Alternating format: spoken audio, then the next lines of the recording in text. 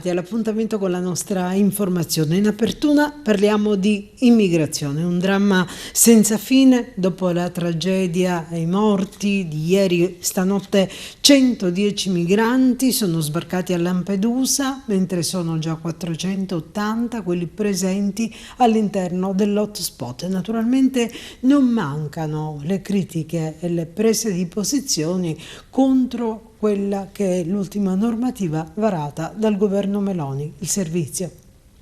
Sono 110 migranti che con 3 diverse imbarcazioni sono giunte nella notte e l'alba di oggi a Lampedusa, all'hotspot di Contrada Imbriacola. Nonostante sia avvenuto il trasferimento ieri sera, ci sono al momento circa 500 persone. Giovedì sera ce n'erano appena 46, ma ieri in meno di 12 ore ne sono arrivati altri 376. Gli ultimi 3 barchini partiti da Sfax in Tunisia sono stati soccorsi dalle motovedette della Guardia Costiera. A bordo c'erano rispettivamente 39, 33 e 38 migranti, tra cui diverse donne e minorenni, originari della Nuova Guinea, Mali, Costa d'Avorio, Liberia, Camerun, Senegal, Burkina Faso. Intanto è stata trasferita con l'elisoccorso al 118 del poliambulatorio di Lampedusa all'ospedale San Giovanni di Dio di Agrigento la donna che ieri è stata ritrovata in mare aperto con indosso un salvagente a chiedere aiuto e a fare scattare i soccorsi. Erano stati pescatori tunisini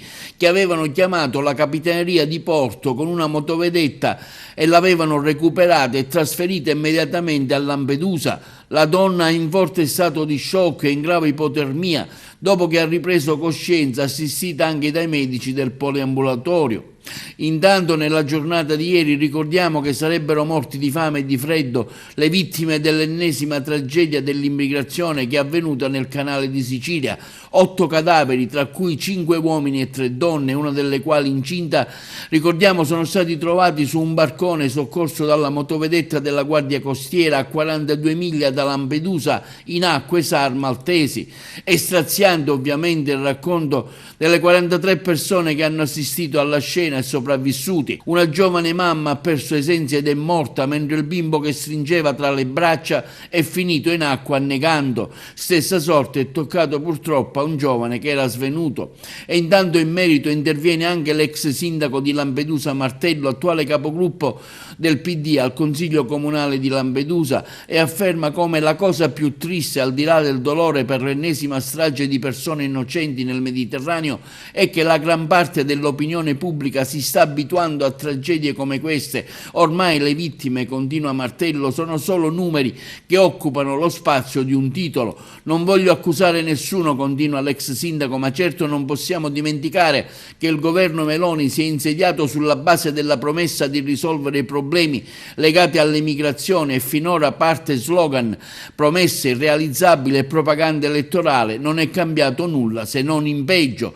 Gli sbarchi, continua l'ex sindaco, e gli arrivi di migranti sono continuati con la stessa regolarità. È stata avviata una crociata contro le ONG e nel frattempo il Mediterraneo è stato abbandonato. Sono diminuiti i controlli e i barchini hanno continuato a navigare, provocando tragedie come quella di qualche giorno fa. Fino a quando non ci sarà una vera presa di coscienza da parte del governo italiano e delle istituzioni, conclude Martello, e fino a quando non si avvieranno politiche e azioni mirate e coordinate con gli altri paesi coinvolti per rendere le migrazioni ordinate, regolari e sicuri, le stragi del mare purtroppo continueranno. E vediamo le contraddizioni che vive Lampedusa, una terra bellissima. È stato un amore a prima vista. Protagoniste sono una scrittrice, Marta Danieluzzi, e una fotografa, Sonia Fattori. Folgorate dalla bellezza della più grande delle Pelagie, ne hanno fatto un libro che ieri è stato presentato presso l'ECUA di Agrigento e si chiama Uno scoglio chiamato Lampedusa. Uno scoglio chiamato Lampedusa, questo è il libro presentato ieri presso la sede del Consorzio Universitario Empedocle di Agrigento, che ha visto la partecipazione dei 2 autori, Marta Danieluzzi, presenti all'evento il presidente del Consorzio Nenè Mangiacavallo, il sindaco Franco Miccichè, il giornalista Nuccio Dispensa. L'evento è stato moderato dal collega Stelio Zaccaria. Ecco, da cosa nasce l'idea di fare un libro? Voi siete appunto del nord friulane, di fare proprio un libro su Lampedusa, un'isola diciamo lontanissima dal vostro habitat naturale? E parte dall'esperienza di Sonia Fattori, che è arrivata a Lampedusa nel 2015. All'epoca lei aveva un progetto in Africa. Quell'anno vi era l'impossibilità di raggiungere il Mali, in particolare la zona in cui lei aveva questo progetto, e siccome insomma, la nomea di Lampedusa era ormai notevole, lei ha raggiunto l'isola nel febbraio del 2015 per la prima volta ed è rimasta innamorata, un po' per l'accoglienza che ha avuto, un po' per i paesaggi che ha visto, nonostante insomma, fosse febbraio e generalmente insomma, la bellezza di Lampedusa e del mare lo si vede in estate. Da lì, essendo poi un'esperta anche di montaggi multivisivi, quindi creazione di video dalle foto, abbiamo creato, lei ha montato le foto, mi ha chiesto di scrivere alcuni testi, Dusa nel mare, in cui c'era un po' uno spaccato, una carrellata sia della bellezza naturale, del mare, dei colori di Lampedusa, delle persone e anche marginalmente quello che era il tema della migrazione, quindi con alcuni ragazzi incontrati sull'isola. Dopodiché abbiamo portato alla proiezione insomma, di questa multivisione sia in Friuli che in altre zone d'Italia, e la domanda che usciva era sempre: ma Lampedusa davvero è questo? Cioè, nell'immaginario collettivo il modo in cui si parla di Lampedusa fa sì che si associ inevitabilmente all'immagine dell'hotspot, della migrazione, di un'invasione, no? L'isola invasa dai migranti. E di fatto ci siamo chiesti: ma forse possiamo fare qualcosa, visto che andandoci poi abbiamo ricevuto sempre accoglienza e un modo di stare insieme per cui si fa volentieri la traversata, dico sempre, no? di tutta l'Italia per arrivarci, perché è arrivare a casa. Io dico, è come essere al paese e tornarci per Natale dopo essere stati distanti, per cui dopo un po' ci si saluta tutti, si respira quest'aria, si sta bene, e lì abbiamo deciso, ok, facciamo qualcosa per Lampedusa che sia esclusivamente Lampedusa e lampedusani, lasciando da parte, non dicendo che non esiste, ma lasciandolo da parte, o si affronta in altro modo, oppure Lampedusa non avrà mai il giusto tributo a tutta quella che è la sua ricchezza di umanità in tutti i sensi, non solo nei confronti dei migranti, di bellezza naturale, insomma, lì non servono parole, direi, basta averlo visto una volta sola. Nasce dal desiderio di far conoscere Lampedusa, la sua bellezza nell'insieme e la sua umanità. Una parte del ricavato sarà devoluto a un'associazione di Lampedusa? Sì, sicuramente abbiamo scelto di contribuire, di devolvere un contributo a favore dell'associazione Lipadusa in segno di gratitudine verso Lampedusa stessa. Cosa l'ha colpita dell'isola affinché lei arrivava a questa decisione di fare una pubblicazione? Insomma, è un testo anche importante che gode di due parti, no? La sua umanità, la sua gente, la bellezza, la natura e tutto nell'insieme. Sì. Ecco, lei è del nord, è friulana, quindi scrivere di Lampedusa, insomma, è un po' atipico, no? Sì, è atipico pensare che una persona che arriva da così lontano si occupi di un'isola, di un territorio. Non è da tutti i giorni. Io l'ho fatto proprio perché ho ritrovato in Lampedusa una sua propria umanità, il territorio giusto per me, per stare bene assieme. Il calore, quanto l'ha coinvolta, il calore dell'isola? Tantissimo, tanto che io ho messo radici, per me Lampedusa è veramente casa. È una splendida pubblicazione che mette in evidenza gli aspetti particolarmente positivi con immagini e testi di quella terra meravigliosa che è Lampedusa. Anche in questo libro si possono cogliere i paradossi, le contraddizioni di un'isola bellissima al centro del Mediterraneo, lo scoglio che contemporaneamente può essere considerato un punto di approdo ma anche un punto di partenza. una terra che dà gioia e soddisfazioni per quanto riguarda il turismo e la bellezza, ma che è centro anche di episodi spiacevolissimi che a volte hanno come epilogo la morte. Quindi è una terra di paradossi, una terra di contraddizione, ma che sicuramente ha assunto nel mondo un significato sociale di particolare rilevanza. Tutto il mondo conosce Lampedusa per quello che rappresenta in termini di accoglienza. Ed è per questo motivo che il sindaco e anche noi del comitato organizzatore abbiamo ritenuto di dare un posto di particolare rilevanza a Lampedusa all'interno del dossier di candidatura per Agrigento Capitale della Cultura, perché incarna plasticamente quello che è il testo, il titolo che abbiamo voluto dare e i progettisti hanno voluto dare al dossier, il sé, l'altro e la natura. Se ci riflettiamo, Lampedusa è il sé, l'altro e la natura, in termini non solo di accoglienza, ma anche in termini di protezione della natura, in termini di valorizzazione del parco marino e tutto quello che di positivo ci può essere.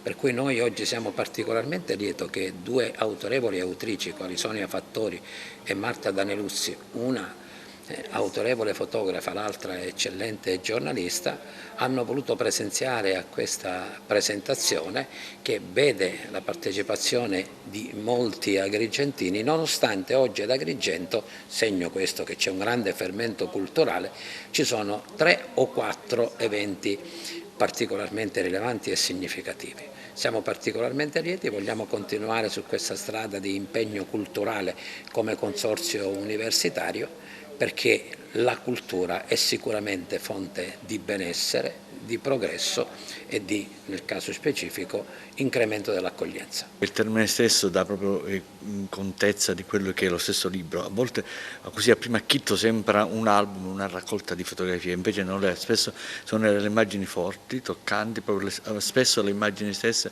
hanno più parole delle stesse parole, scusate il gioco proprio di parole, però è un libro fantastico e come dicevi anche tu è un filo di unione, è come se fosse la mano protesa di Agrigento sul Mediterraneo.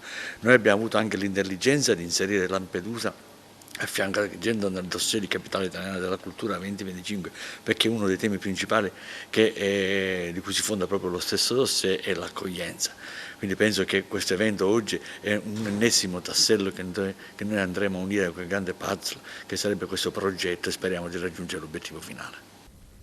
Le frodi informatiche non cessano, anzi quotidianamente si registrano nuovi casi di cittadini truffati. È accaduto ad Agrigento, sono costati carissimi alcuni capi di abbigliamento ad una trentenne che ha acquistato merce per 90 euro, peraltro mai pervenuta al suo indirizzo, e ha trovato invece un corrispondente a debito sulla carta di credito pari ad 800 euro.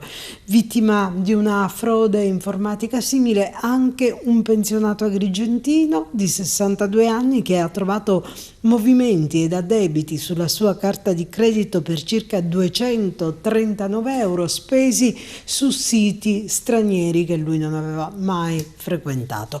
Quindi vi ricordiamo in merito di diffidare di offerte che appaiono super convenienti e in questo caso prima di fare acquisti digitare il nome del sito seguito dalla paroletta recensioni. Questo ci potrà dare la possibilità di capire un po' la storia di quel sito ed evitare di cadere in qualche truffa. Intanto sui due fatti indagini sono in corso.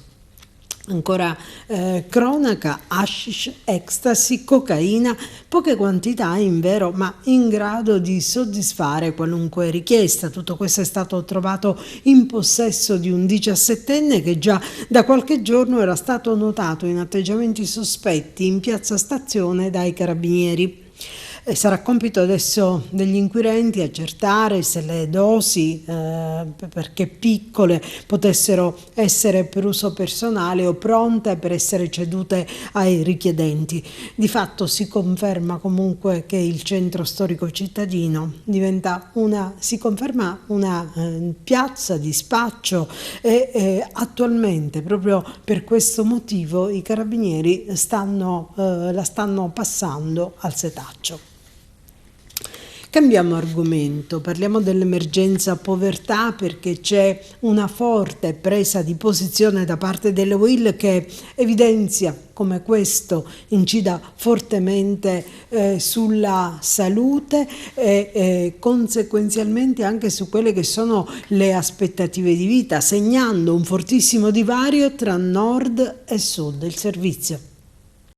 In merito alla pubblicazione del report sull'infanzia a rischio interviene con una nota stampa il segretario provinciale della UIL, Gero Acquisto, che afferma come Save the Children, diseguaglianza e povertà incidono sulla salute dei bambini in Italia. Chi nasce ad esempio a Caltanissetta ha 3,7 anni in meno di aspettativa di vita rispetto a chi è nato a Firenze. Questo emerge dalla 13ª edizione dell'Atlante dell'infanzia a rischio in Italia, dal titolo Come stai?, diffuso appunto dall'organizzazione umanitaria Save the Children.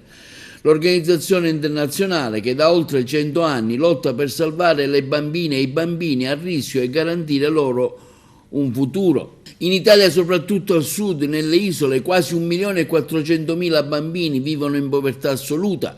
Il 14,2% dei minori e i divari economici pesano direttamente sull'aspettativa della vita.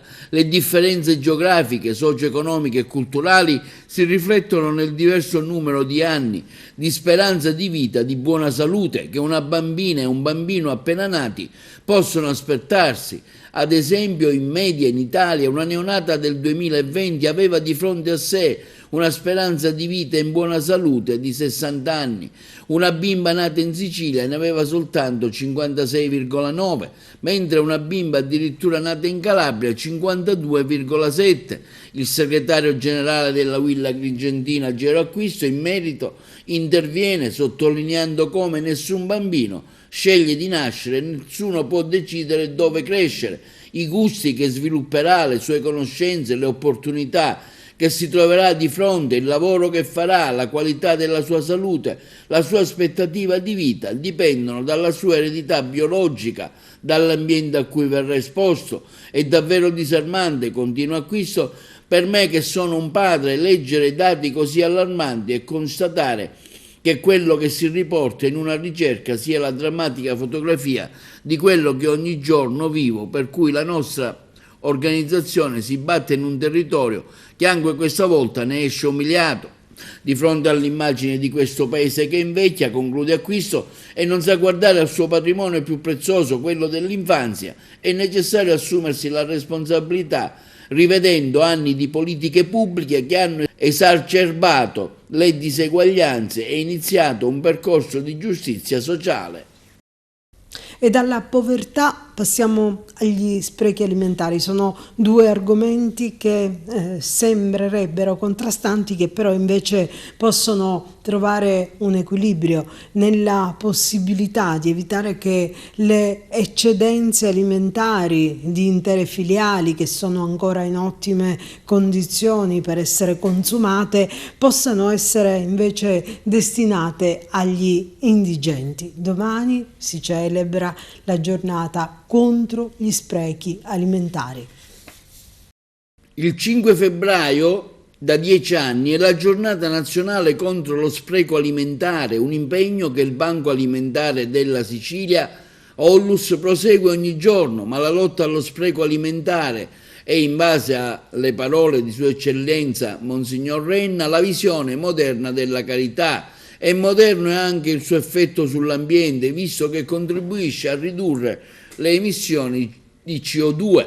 La colletta alimentare mobilita ogni anno migliaia di volontari in Italia e in Sicilia, ma l'aiuto e l'impegno della rete del Banco Alimentare continua ogni giorno dell'anno per aiutare chi si trova, anche per una situazione contingente, in difficoltà e non riesce a procurare il cibo per sé e per i propri figli. Un impegno importante quello della lotta allo spreco, che nel 2022 ha permesso al Banco Alimentare della Sicilia di recuperare oltre 2.200.000 kg di cibo che è stato salvato e immediatamente distribuito a chi ne aveva bisogno. Anzitutto dobbiamo essere grati a tanta brava gente che si è prestata per questa raccolta come si fa ogni anno, perché il bene che si fa non solo con la quantità già considerevole di raccolta di cibi, dalla raccolta alimentare, ma per l'esempio che si dà, per la generosità che si stimola, per la fraternità che si genera. Il valore, oltre a quello materiale, a mio avviso è un valore davvero spirituale e fraterno, per cui sono grato al Banco Alimentare che ogni anno mobilita così tante persone e riesce a fare così tanto bene, del quale poi le parrocchie, le varie comunità durante tutto l'anno beneficiano. La festa di Sant'Agata ci deve portare sempre a diventare migliori. Uomini e donne di fede, uomini e donne pieni di devozioni verso la nostra Santa, ma non dobbiamo dimenticare che c'è un'altra virtù da accompagnare alla fede, anzi che esprime bene cos'è la fede, la carità.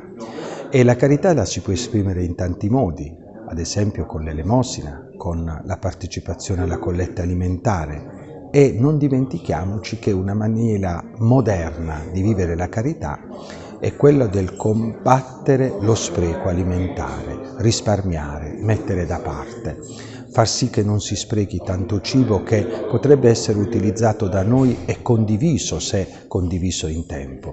Ricordiamoci che è carità anche questa, non sprecare i nostri alimenti per nutrire i nostri fratelli più poveri e per non sciupare i doni che Dio ha dato al nostro pianeta.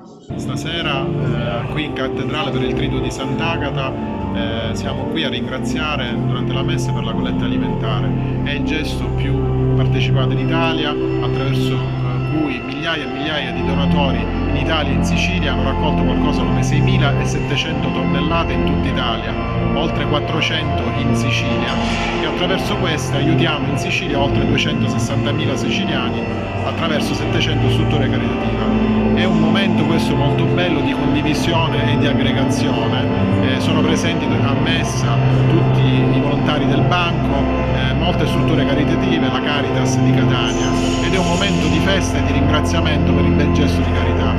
Ovviamente la carità è stata fatta a novembre, l'ultimo sabato di novembre, ma il banco c'è e c'è tutti i giorni, attraverso il recupero quotidiano del cibo ancora buono e commestibile che viene appunto raccolto, immagazzinato nel nostro magazzino e distribuito subito alle 700 strutture caritative che aiutano i siciliani, per cui di questo ringraziamo. E scuole e istituzioni sempre in prima linea per l'educazione alla legalità. A Casteltervini gli alunni dell'Istituto De Cosmi hanno visitato la locale caserma dei Carabinieri nell'ambito del progetto Indirittiamoci, che ha come obiettivo, l'abbiamo detto in apertura, la conoscenza della legalità, ma anche la possibilità di conoscere e rispettare quelli che sono i diritti. Sono state tante le domande che sono state poste dagli alunni alle forze dell'ordine, che non hanno mancato anche loro di trattare tematiche come bullismo e cyberbullismo. E restiamo in tema di bullismo e cyberbullismo perché si confermano purtroppo dei fenomeni in crescita. Quotidianamente siamo costretti a leggerne e a darne notizia, nonostante l'impegno delle istituzioni. Non si riesce comunque ad arginare il fenomeno, quindi per questo motivo la Polizia di Stato ha voluto scendere in campo con una clip che è di forte impatto, contiene delle indicazioni importanti e possono essere educative e anche di sostegno per chi comunque all'interno del fenomeno da un verso o dall'altro può trovarsi. E vediamolo.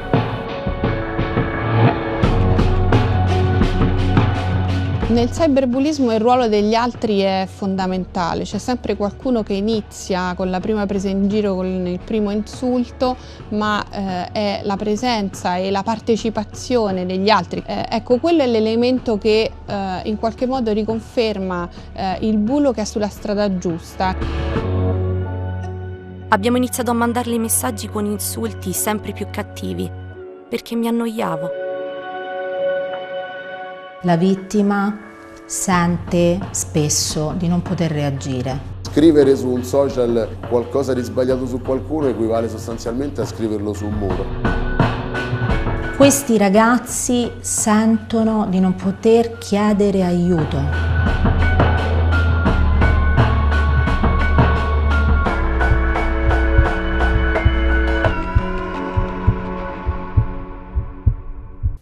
Il distretto sociosanitario, progetto Liberi di Andare, trasporto, disabili per Agrigento, Aragona, Favara e Raffadali tramite voucher digitali ha riaperto i termini per la presentazione delle istanze da parte dei beneficiari. È possibile presentarle da ieri fino alle 24 del 28 febbraio. E come di consueto, ecco adesso i dati settimanali sulla situazione Covid che ci illustra il commissario dell'ASP Mario Zappia. Siamo al 3 febbraio e vorrei questa volta dirvi qualcosa sulla condizione epidemiologica del Covid nella nostra provincia, riprendendo quelle immagini alle quali eravamo abituati durante il clou, l'apice delle nostre fatiche contro il Covid. Se vi ricordate, vi arrivava, adesso lo vedete, una tabella in cui c'era una zona rossa, una zona verde, una zona gialla. In questo voi vedete che attualmente la Sicilia è ancora in zona rossa, con una percentuale di incidenza, cioè nuovi casi nella settimana oltre la media, e una percentuale di incremento di Covid ovviamente oltre la media dell'Italia. E allora questo ci dice che il Covid in Sicilia ancora è presente, diversamente da altre regioni come la Val d'Aosta, la Liguria, il Piemonte, il Marche, la Campania stessa, che sono nella zona verde. Ma questo noi ce ne eravamo accorti, perché noi, se vi ricordate, vi abbiamo anche dato, e questa è un'altra tabella, l'indice delle nuove incidenze, dei nuovi casi, sia per regione, e qua vedete che la Sicilia, soprattutto per quanto riguarda occupazione posti di letto medicina e terapia intensiva, è al di sopra della media nazionale, ma anche per quanto riguarda le province. In questo momento noi siamo dietro a Palermo e a Siracusa, poi abbiamo Agrigento come nuovi casi. Se vi ricordate, questa cosa ve l'avevamo detto la settimana scorsa, addirittura noi settimana precedente eravamo al primo posto. Diciamo che c'è un po' di miglioramento. Perché ho voluto dirvi tutte queste cose? Per ribadirvi che il Covid ancora è fra noi, però rispetto, se riguardiamo mentalmente la prima immagine, se vi ricordate quando c'era la Sicilia nella zona rossa ne avevamo 1000 casi, 300 casi al giorno, 800 casi al giorno. Oggi per fortuna noi abbiamo pochissimi casi rispetto ad allora giornalieri, e abbiamo in questo momento l'osservatorio epidemiologico che ci dice, osservatorio epidemiologico significa la regione, che ci dice che ancora nella nostra regione ci sono nuovi positivi, 64 ogni 100.000 abitanti, parlavamo allora di centinaia di casi, 300, 400 ogni 100.000 abitanti, ma i nuovi positivi rispetto alla settimana precedente continuano a ridursi. Quindi il concetto è importante, il Covid c'è ancora, i numeri non sono più quelli di una volta, noi rispetto all'Italia siamo messi, diciamo, abbastanza male. Perché questa differenza tra la zona rossa di oggi e la zona rossa di allora? La risposta è facile ed è erga omnes, significa per tutto il mondo, perché i vaccini hanno ridotto il numero di contagi e il numero di persone che stanno male. Allora, torniamo a noi. Nella nostra provincia quante persone stanno male? In questo momento ne abbiamo 8 in medicina, Covid e Rivera, e 4 in terapia intensiva. Abbiamo visto anche come sono queste persone, che tipologia di persone ci sono, perché il nostro assessorato ci dice che le persone che sono ricoverate, alcune non sono vaccinate, ma ci dice un dato importante che noi abbiamo visto fra i nostri pazienti ricoverati, che sono ottantenni o ultra sessantenni in ogni caso. Noi abbiamo sulle 8 persone, sulle 12 persone che noi abbiamo, se non ricordo male, l'80% di persone che sono degli anni 40 e 50, quindi siamo 80-70 anni circa, quindi si conferma ancora il fatto che queste persone, quelli che hanno difficoltà e che quindi vanno in ospedale per patologie, sono le persone anziane, ma non solo per l'età, ma per le molte patologie che loro hanno. E poi abbiamo il problema dei vaccini, dei quali scelgo di non dargli più tanto peso, ma il numero dei vaccini continua a essere sempre un record negativo, 238 vaccini in una settimana. Chiudo questo paragrafo dei vaccini raccomandando a chi è anziano, chi ha una certa età, oltre 60 anni o comunque chi ha tante patologie, di fare la quarta dose, di fare i richiami, perché questo ci protegge dalla malattia che non è più come una volta, ma assieme alle altre patologie può portarci alla terapia intensiva. Questa settimana una news secondo me molto importante, perché all'ospedale Sciacca dal lunedì si attiva un ambulatorio di nutrizione clinica destinata ai pazienti oncologici ed è un servizio ulteriore che noi diamo ai nostri pazienti oncologici per poter vivere una vita normale, per poter godere anche loro delle cose che normalmente le persone che stanno bene possono fare. Appuntamento al 10 di febbraio. Ha destato grande commozione la morte del DJ Paolo Carraggi, sposato, padre di 2 bambini, che ha lasciato questo mondo improvvisamente giovedì a Grotte, colto probabilmente da un infarto. A soli 38 anni un malessere fulmineo lo ha stroncato. Era conosciuto e ben voluto da tutti. Oggi i funerali, mentre tanti si chiedono l'inspiegabile perché di tanti casi di decesso che coinvolgono improvvisamente i giovani.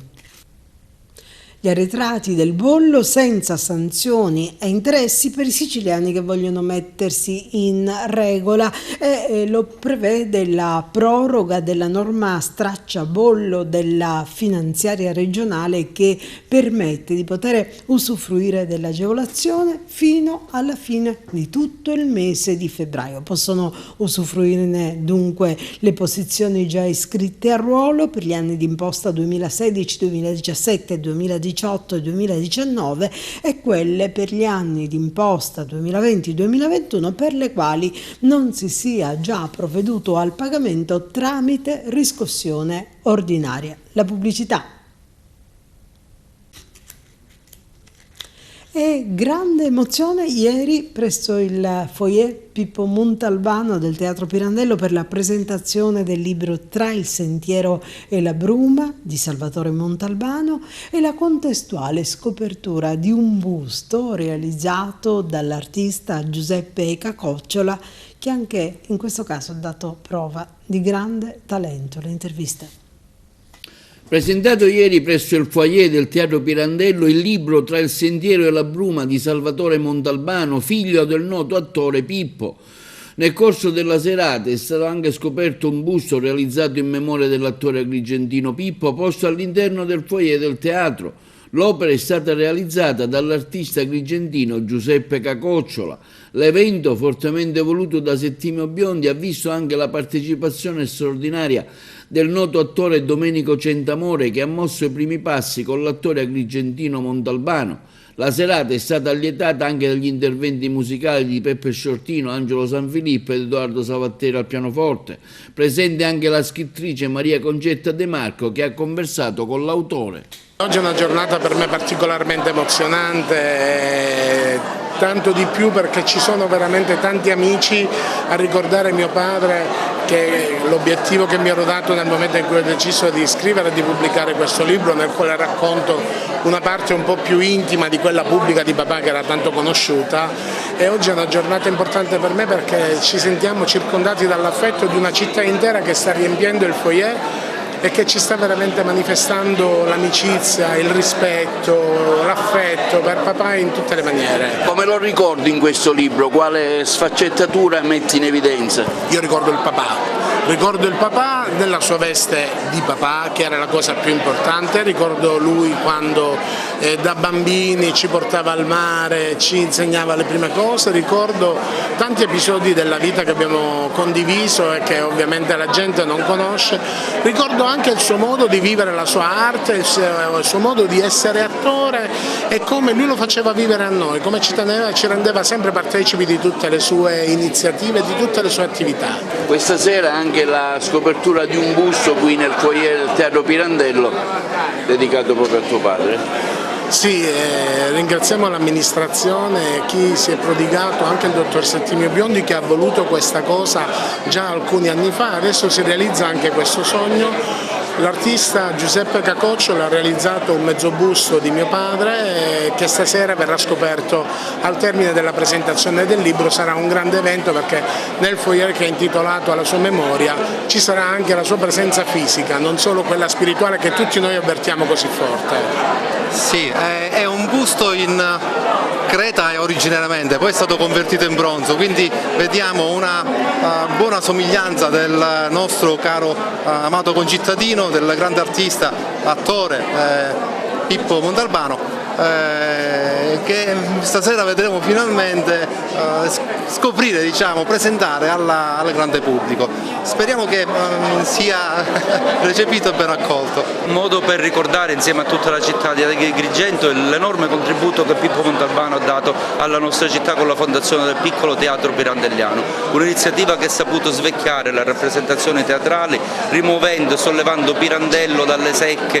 di un certo folklore a cui era ancora legato il teatro, al di là delle forme appunto provinciali in cui in qualche maniera il grande drammaturgo era stato costretto, Pippo Montalbano ha saputo dargli un respiro nazionale ed internazionale. Ancora godiamo di questo suo enorme contributo, la memoria della città è vigile e attiva nel ricordare questo grande agrigentino prematuramente scomparso. Io con Pippo ci ho lavorato, ho fatto i 100 passi, ho fatto la meglio gioventù ed ho un ricordo bellissimo di Pippo perché era un po' più grande di me, il ricordo di questa persona che amava il suo lavoro, mi ha trasmesso la passione che si deve avere per questo lavoro, la voglia quasi di essere bambini e giocare con questo lavoro, e lui, i suoi occhi mi dicevano questo, ecco, e quindi questa sua passione, questa sua voglia di fare teatro, quello che ha fatto poi ad Agrigento, insomma le stagioni pirandelliane, quindi insomma veramente una bella persona. E da lì poi è nata anche un'amicizia ormai con tutta la famiglia, quindi tra virgolette mi sento un po' di famiglia, ecco, diciamo così. Qualche aneddoto di scena magari? Ma con Pippo io allora ero proprio agli inizi, quindi ero sempre teso, sempre, sai, quando prima di andare in scena, e lui aveva questa flemma, questa calma, mi diceva da me ne cuzzo, non ti preoccupare, tranquillo, e era quasi un fratello maggiore, ecco, e questa cosa la ricordo con dolcezza proprio, di una persona veramente che ama il suo lavoro, ecco. Dove ti vedremo presto? Presto vi vedrete Incastrati, una serie su Netflix di Ficarra e Picone, e poi tra poco inizio al Macari la terza stagione, dovrei iniziare Macari la terza stagione. Una stagione di successo quella di Macari, te l'aspettavi?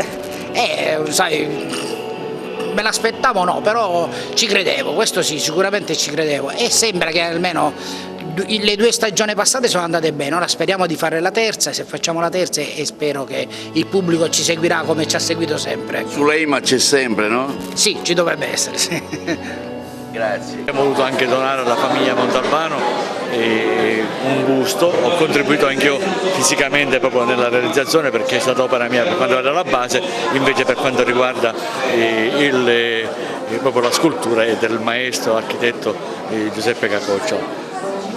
Niente di altro voglio dire, naturalmente è un tassello culturale che io vado ad aggiungere a quel grande puzzle della cultura agrigentina. Agrigento, capitale della cultura, si deve arricchire, spero che questo sia anche uno di quei tasselli fondamentali che ci permetteranno di raggiungere l'obiettivo.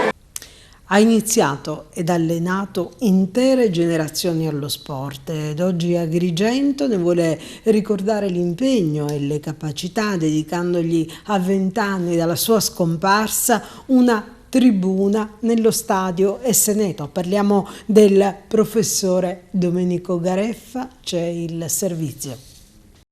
È tutto pronto per la intitolazione della tribuna centrale dello Stadio Seneto al compianto professor Domenico Gareffa. La cerimonia avverrà oggi a partire dalle ore 15:30 alla presenza di autorità cittadine, religiose, militari, familiari, organismi sportivi provinciali e i tanti ragazzi di allora cresciuti sportivamente sotto il suo vigile occhio. Docente di educazione fisica, era stato anche calciatore ed atleta di svariate discipline, compreso il basket. Lo aveva richiesto a gran voce il delegato provinciale del CONI di Agrigento, professoressa Antonella Attanasio, all'amministrazione comunale presieduta dal sindaco dottor Francesco Miciche. La Giunta finalmente, dopo qualche tempo, ha deliberato il provvedimento con questa motivazione.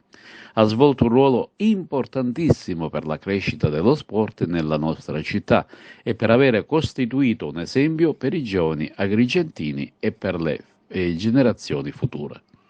Modenese di nascita, era nato a Castelfranco Emilia il 1 gennaio del 1912, è stato agrigentino di adozione, infatti figlio di padre calabrese e madre agrigentina, si trasferì con la madre Rosa Cardinale a soli 2 anni dopo la morte improvvisa del padre in un tragico incidente. Talentuoso e versatile atleta, il giovane Mimmo rappresentò la città negli anni 30 in competizioni nazionali di nuoto, marcia e triathlon, ginnastica ed atletica leggera, classificandosi spesso tra i primi a livello nazionale.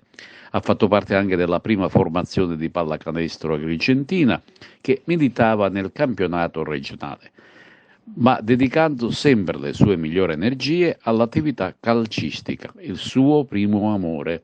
Nel 1931 si inaugura ufficialmente lo stadio di calcio, detto del Littorio, poi è divenuto Esseneto, in cui avviene il battesimo dell'Associazione Sportiva Agrigento nel campionato siciliano di seconda divisione, promosso subito in prima.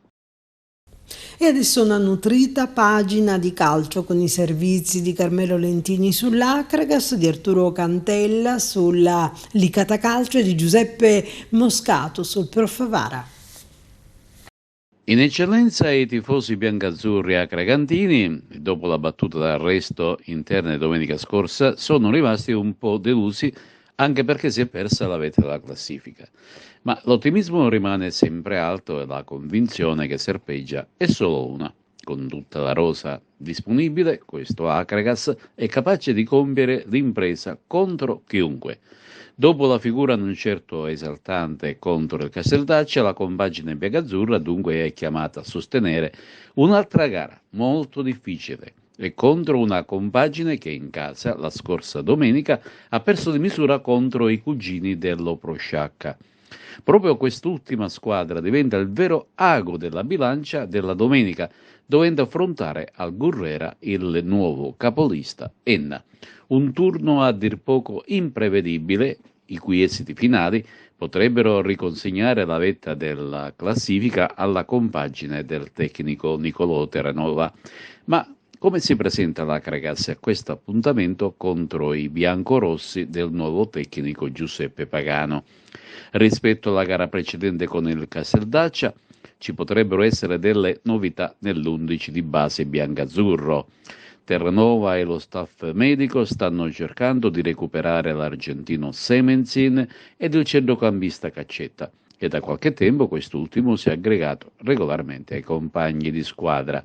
In questo momento avere a disposizione tutta la rosa è importante sia per il rendimento che per il morale, ma qual è l'attuale situazione dell'infermeria alla vigilia di questa trasferta?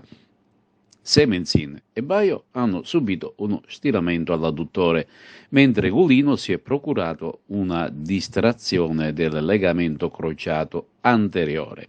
Poi c'è Pavisic che ha avuto problemi di salute e sta recuperando la forma migliore.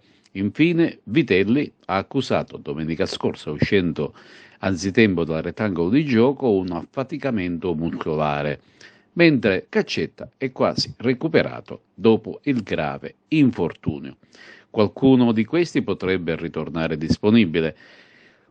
L'ultimo precedente con l'Oratorio Marineo è stato nello scorso mese di ottobre e l'Akragas si impose in quella occasione per 3-0, grazie alle reti di Pavisic, Dall'Oro e Barrera.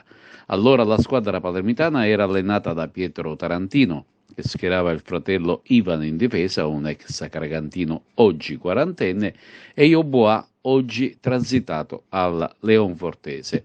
Intanto questa sfida è stata affidata a Salvatore Montevergine di Ragusa, con assistenti Vito Bensorte e Francesco Camarda di Trapani.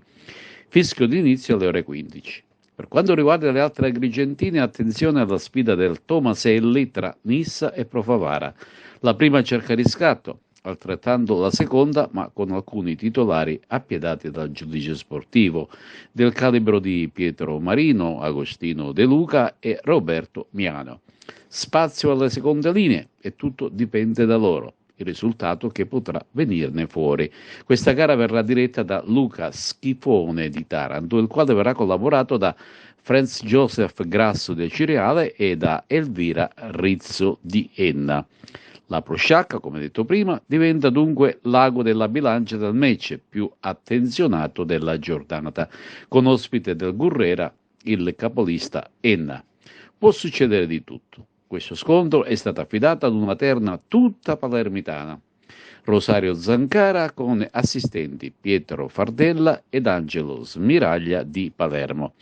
Queste le gare in programma. Casteldaccia Parmonval, Don Carlo Misilmericus Palermo, Leonfortese Castellammare e Resultana Gela. La trasferta di Marineo domani pomeriggio, quali e quante insidie e difficoltà nasconde, mister? Le solite insidie di una gara di calcio che in questo momento del campionato risulta essere decisiva come lo saranno le ultime 11. È chiaro che dobbiamo reagire a questo momento un po' particolare, dove nelle ultime partite, forse nell'ultima, lascio stare quella di Coppa, la squadra non ha fornito una prestazione all'altezza, però non potevo chiedere a questi ragazzi di andare sempre a 1000 per tutto il campionato, quindi ci sono momenti della stagione che vanno gestiti in maniera particolare. Per noi domani sarà una partita importante, dobbiamo essere indemoniati, dobbiamo essere determinati. Quello che conta di più in questo momento è lo spirito e l'approccio che bisogna avere a queste partite. Sono convinto che poi alla fine i ragazzi domani reagiranno per come ci hanno abituati. Parlando del Marineo, a questo punto del campionato che avversario è? Che squadra è? È un avversario che nel girone di ritorno ha fatto molto bene. Ha perso solo una partita proprio domenica scorsa contro lo Sciacca, ha inanellato dei risultati positivi sin dal cambio dell'allenatore. È una squadra organizzata che ha dei giocatori che possono decidere in qualsiasi momento la partita. Noi siamo là, perché dobbiamo dimostrare di meritare questo campionato di vertice. Sinceramente e personalmente non ho mai guardato la classifica fino adesso, la guarderemo più avanti. Dopo il pareggio in casa con il Casteldaccia, aver perso la vetta della classifica, che tipo di risposta ti aspetti domani dalla squadra? Una risposta che l'Akragas ci ha abituato in questo campionato, dopo Enna, dopo qualche prestazione un po' buia, però è chiaro, ti ripeto, che questo è un campionato avvincente, un campionato difficile, lo sapevamo sin dall'inizio, sapevamo che il campionato si poteva decidere nelle ultime giornate della stagione, e quindi siamo consapevoli che è stato un passaggio. Il percorso è un percorso a lunga scadenza e noi sappiamo benissimo che bisogna arrivare bene da qua alla fine. Fuori l'Under Bonanno per squalifica, chi recupera degli infortunati? No, non recupero nessuno, abbiamo perso Semenzin che accetta ancora il recupero, abbiamo perso Baia, abbiamo perso Gulino, abbiamo perso Flavio Noto, abbiamo perso qualche altro ragazzino, però ti ripeto, questo è un organico che può e deve sopperire a qualsiasi tipo di assenza. Domani domenica il Licata Calcio sarà in trasferta all'Ocri per la 22esima giornata del Girone I Serie D. Il calcio d'inizio è fissato per le 14:30. Presenta la squadra il mister Pippo Romano, fiducioso in questa trasferta. Domenica si va a incontrare una squadra che in questo campionato sta dimostrando il proprio valore, è una squadra che l'anno scorso è salita dall'eccellenza e sta facendo un gran campionato, lo dimostra la classifica, per cui sarà una trasferta insidiosa, difficile, ripeto ancora una volta, contro una buona squadra che gioca anche un buon calcio. Noi ci andiamo come sempre stiamo bene fisicamente, stiamo bene mentalmente, la classifica lo dimostra, stiamo facendo dei buoni risultati, dobbiamo andare a giocarci la nostra partita come abbiamo sempre fatto, con la giusta mentalità, con il giusto approccio, e poi vedremo a fine dei 90 minuti quello che uscirà fuori. Siamo abbastanza fiduciosi perché abbiamo lavorato bene in questi giorni, in queste settimane. C'è molto entusiasmo, però anche la consapevolezza di poter far bene, e non trascuriamo mai quella che è l'umiltà nell'affrontare tutte le partite. Domani la Pro Favara si reca a Caltanissetta per l'incontro della quinta giornata del campionato di eccellenza Girone A. Sarà una squadra purtroppo rimaneggiata per le almeno 4 defezioni importanti che costringono mister Catalano a cambiare formazione, ovvero l'infortunio di Lupo dopo l'incidente avuto durante la partita e la mazzata del giudice sportivo che mette fuori De Luca, Miano e Marino. Una Pro Favara forse anche un po' delusa e amareggiata per i comportamenti arbitrali, come abbiamo avuto modo anche di constatare e di vedere con i comunicati ufficiali o meno della società e con la grande lamentela da parte della tifoseria di Favara, che vede proprio penalizzata dalla terna arbitrale almeno in 2-3 partite.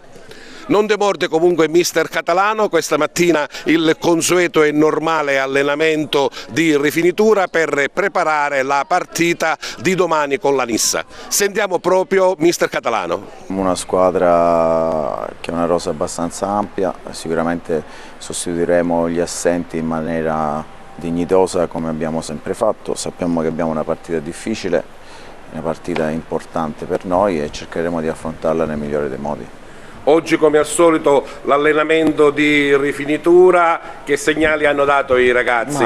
Di sconforto o di ripresa? Ma nessun sconforto, i ragazzi stanno bene, si allenano abbastanza bene, con grande serenità, con grande spirito di sacrificio, c'è sempre l'aria positiva, quindi sappiamo che le defezioni durante la stagione possono succedere, è vero che sono successe tutte in una settimana, però dobbiamo essere abbastanza forti di sopperire alle assenze e continuare il nostro percorso. Superiamo quelle che sono insomma le difficoltà a volte tecniche, superiamo quelle che sono le difficoltà normali di mali di stagioni o di infortuni, è un po' più difficile superare le difficoltà che vengono dall'esterno, però insomma la squadra è ancora viva, siamo al 3° posto meritatamente e proseguiamo. Assolutamente, noi dobbiamo continuare quello che abbiamo fatto fino adesso, a prescindere dalle definizioni, a prescindere da tutto quello che succede all'esterno, a noi non riguarda, noi dobbiamo pensare a lavorare, dobbiamo pensare ad affrontare le partite come abbiamo sempre fatto,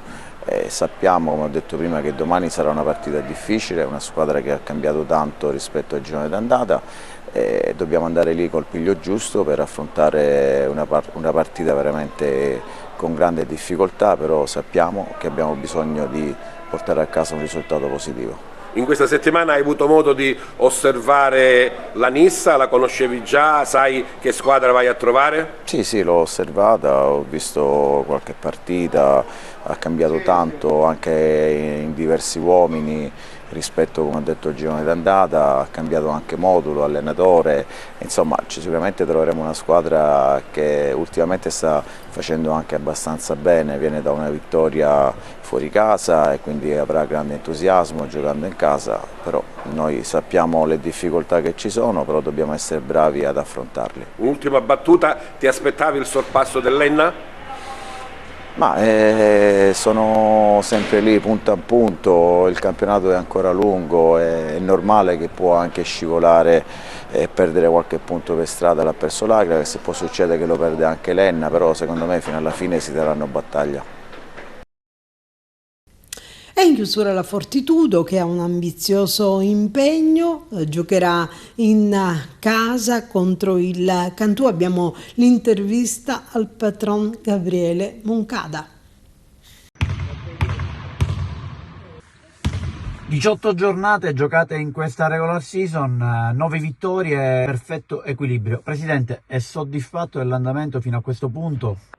Sono molto soddisfatto. La squadra a inizio anno, come detto diverse volte, è stata costruita per fare un campionato equilibrato come lo stiamo facendo oggi. Le aspettative personali della società erano la salvezza in primis, successivamente raggiungere un posto playoff. Diciamo che a 18 giornate dall'inizio del campionato ci ritroviamo in una posizione dove possiamo sognare di arrivare ai playoff. So benissimo che tutti i ragazzi lotteranno fino alla fine per raggiungere questo obiettivo. Quindi sì, sono abbastanza soddisfatto. Domenica arriva Cantù, tanta roba. Sì, diciamo che 10 anni fa, quando giocavo ai tempi ancora a pallacanestro, 10-15 anni fa, Cantù era una delle squadre che seguivo e ammiravo. La storia di Cantù, diciamo, la conosciamo tutti, quelli che vivono nel mondo della pallacanestro. Sicuramente viene una squadra con tanta storia, una squadra che ha altri obiettivi differenti da noi. I loro obiettivi sono quelli di arrivare fino in fondo anche ai playoff. Rispetto, diciamo, mi aspetto una partita più o meno come quella della giornata di andata, quindi una partita combattuta, una partita sicuramente studiata nei minimi dettagli da entrambe le squadre. Spero che la forza del Pallamoncada, del pubblico e le prestazioni che di solito facciamo di solito in casa nostra si possono ripetere nuovamente. L'obiettivo della prima squadra, è quello di giocare ai playoff. In linea generale, gli obiettivi della società? Diciamo che l'obiettivo principale ancora oggi rimane la salvezza, dopodiché il passettino successivo è quello di arrivare ai playoff.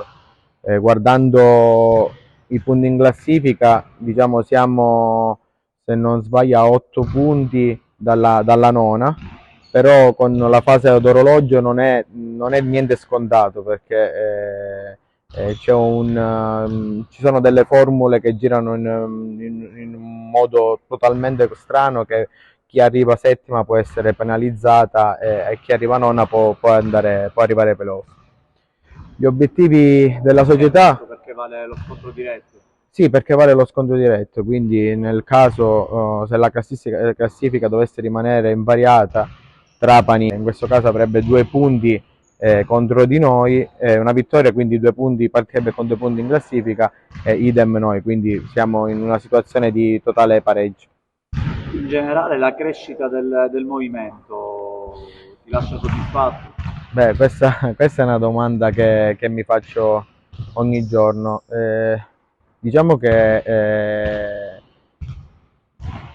se partiamo come punto di partenza, presi l'anno scorso e anche l'ultimo anno della 2, di sicuro c'è un entusiasmo totalmente differente.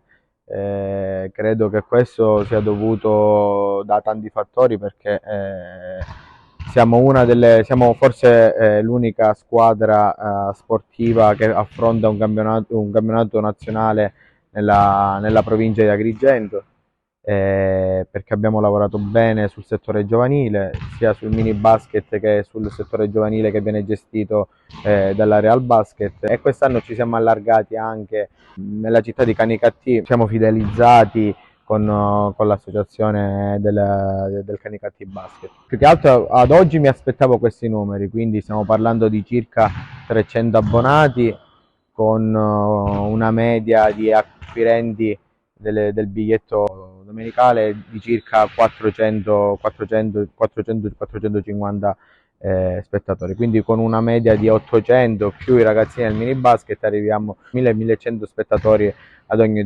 domenica. Diciamo che questa domanda mi fa molto piacere perché è il vero obiettivo che oggi fissa questa società. L'obiettivo è quello di portare sempre più persone al palazzetto. Questo obiettivo è perché fa, diciamo, dare un contributo a una società che si spende tanto per lo sport è fondamentale. Quindi nelle prossime settimane usciremo con un progetto che mira soprattutto a fidelizzare gli abbonati, quindi una specie di azionariato popolare, anche se non lo è di base. E concludiamo qui il nostro telegiornale, nel ringraziarvi per averci seguito, vi diamo appuntamento a lunedì e auguriamo a tutti un buon weekend.